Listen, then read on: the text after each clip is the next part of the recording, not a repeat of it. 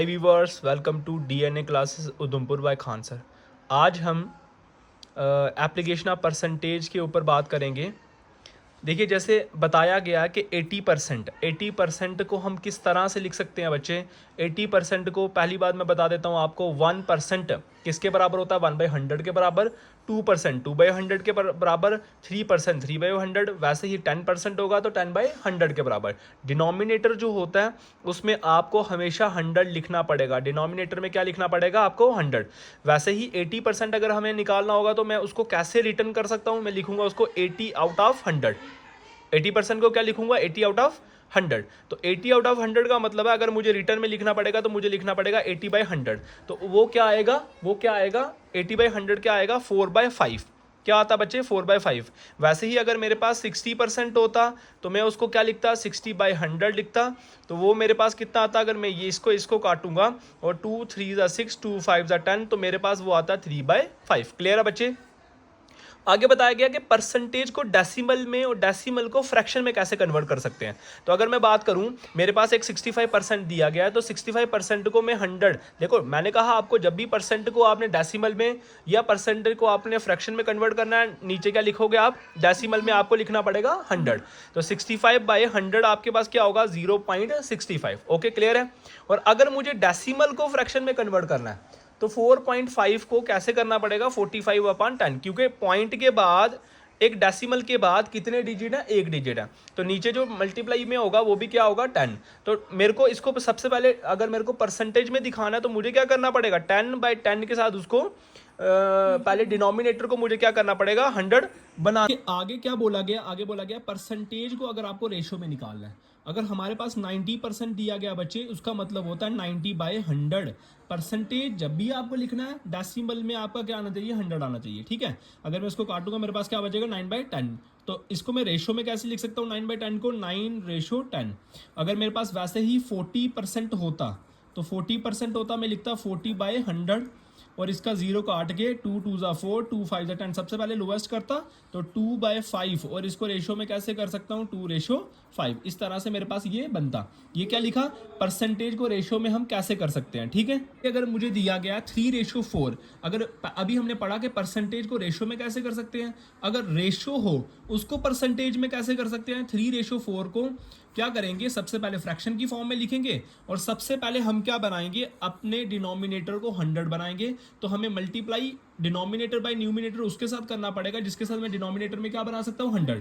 तो 3/4 को मुझे मल्टीप्लाई करनी पड़ेगी किसके साथ? 4 को मल्टीप्लाई करनी पड़ेगी मुझे किसके साथ? 25 के साथ। तब मेरे जाके क्या बनेगा? 100 बनेगा। तो मेरा परसेंटेज बच्चे एक ध्यान रखना, 70/100 उसको डिवाइड करने में नहीं लग जाना। ठीक है। ये सीधा अल्टीमेटली जो ऊपर लिखा होगा वही आपका क्या आ जाएगा? परसेंटेज आएगा। ये हमारा टॉपिक 1 खत्म हुआ। अभी हम कुछ एग्जाम्पल करेंगे। हमें बताया गया सबसे पहले 5% एज अ फ्रैक्शन। हमें 5% को हमें क्या करना है? हमें फ्रैक्शन की फॉर्म में दिखाना है। तो मैं उसको कैसे लिख सकता हूं? 5%, 1%। देखो मैंने आपको पहले भी बताया 1% is equal to 1/100। That's why 5% is equal to 5/100। तो 5/100 को अगर मैं काटूंगा तो 5 1 5 520 का, तो कितना आंसर आएगा? 1/20। तो लोएस्ट आपको करना पड़ेगा उसको, है ना, तभी आप निकाल सकते हो। ये था परसेंटेज टू फ्रैक्शन। अभी दूसरा पार्ट क्या है हमारे पास है? Example number 1। सबसे पहले क्वेश्चन में बताया गया कि 5% को या किसी परसेंटेज को हम फ्रैक्शन में कैसे कन्वर्ट कर सकते हैं। तो सबसे पहले मुझे क्या करना पड़ेगा? मुझे परसेंटेज को फ्रैक्शन में करने के लिए नीचे लेना पड़ेगा 100, क्योंकि मैंने आपको पहले बताया था कि 1% 1/100, 2% 2/100। दैट्स वाई 5% किसके बराबर हुआ? 5/100 के बराबर हुआ। जब मैं इसको काटूंगा, लोएस्ट फॉर्म में लाऊंगा तो मेरे पास आंसर निकल के क्या आएगा? 1/20। सेकंड फॉर्म क्या है? बोला गया 13% को डेसिमल में बताओ। अभी आपको परसेंटेज को किसमें करना है? डेसिमल में कन्वर्ट करना है। तो सबसे पहले परसेंटेज को आपको फ्रैक्शन में लिखना पड़ेगा। डिनोमिनेटर में क्या आएगा? 100। 30/100 इक्वल्स टू डेसिमल में कन्वर्ट करना है। तो ये दोनों आपस में किसी कट नहीं होते, लोएस्ट में नहीं आते। तो आपको सीधा इसको मल्टी, देखो अभी नीचे क्या दिया गया है? नीचे 2 डिजिट दिए गए हैं, 2 जीरो लगे हैं। अगर यहाँ पे 30/10 आता बच्चे तो मैं लिखता इसको कितना? मैं लिखता 1/.3। ओके क्लियर है। मगर मेरे पास 2 डिजिट हैं, तो जिसकी वजह से मुझे पॉइंट के बाद भी कितने डिजिट लगाने हैं, 2 डिजिट लगाने, तो मेरे पास कितना आएगा 0.13। क्लियर है बच्चे। थर्ड पार्ट जो दिया गया, बोला गया कि फ्रैक्शन को परसेंटेज में कन्वर्ट करो। 3/10 को किस में कन्वर्ट करो, परसेंटेज में। तो मैं क्या करूंगा, तो मुझे सबसे पहले परसेंटेज कैसे बना सकता हूं, जब मैं इसको क्या करूं 100 बनाऊं, तो मेरे को 10 न्यूमिनेटर 10 डिनोमिनेटर के साथ इसको करना पड़ेगा। 10 10 100 बनेगा, तभी जाके क्या बनेगा, ये 30% बनेगा। ठीक है। फोर्थ पार्ट जो दिया गया, वो दिया गया कि आप डेसिमल को परसेंटेज में कन्वर्ट करो। सबसे पहले देखो, आप देख सकते हो कि पॉइंट के बाद कितने डिजिट है, 2 डिजिट। तो मेरा जो फ्रैक्शन में कितना आएगा, 2 डिजिट, 100 आएगा। तो जब मैं इन दोनों को, मैंने आपको पहले कहा था कि आप इसको काउंट मत किया करो जब आप परसेंटेज में निकाल रहे हो, तो आपका जो ऊपर वाला होगा वही आपका क्या आएगा, आंसर आएगा। क्लियर है।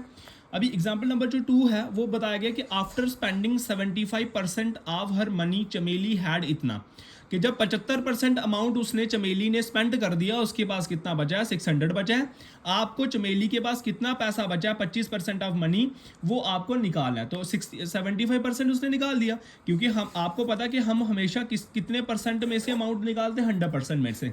तो 25% में क्या लिख सकता हूँ, क्योंकि आपके पास 70% उसने स्पेंड कर दिया, तो जिसका मतलब हो रहा है कि उसके पास 25% बचा है। तो 25% जो अमाउंट है वो कितना है, 600 है, 600 है। 25% को मैं कैसे लिख सकता हूं, मैं लिख सकता हूं 25/100, क्योंकि 1% is equals to 1/100। That's why 25% is equals to 25/100 into money जो उसके पास बची हुई है कितनी है, 600। ठीक है। तो मनी शी हैड, ये जो मल्टीप्लाई वाला, जो डिवाइड वाला था, वो कहाँ जाएगा, वो मल्टीप्लाई में जाएगा। और जो आपका जो ऊपर था मल्टीप्लाई वाला था, वो कहाँ जाएगा, डिनोमिनेटर, मतलब न्यूमिनेटर वाला डिनोमिनेटर। जब बीच में क्या हो बच्चे, जब बीच में इक्वल्स टू होता है, जो न्यूमिनेटर में आता है वो डिनोमिनेटर में हो गया, और जो डिनोमिनेटर वाला कहाँ चला गया, न्यूमिनेटर।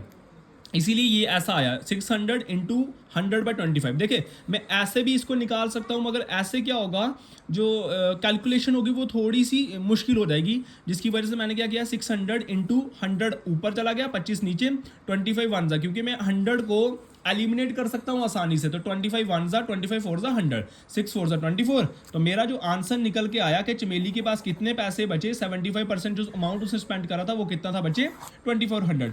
इसी तरह से आपका जो होमवर्क हुआ घर का, ये आप लोग करोगे एग्जाम्पल नंबर 3 और एग्जाम्पल नंबर 4। ये एग्जाम्पल आप खुद करके आओगे और आप बताओगे कि इसका आंसर क्या है। Thank you.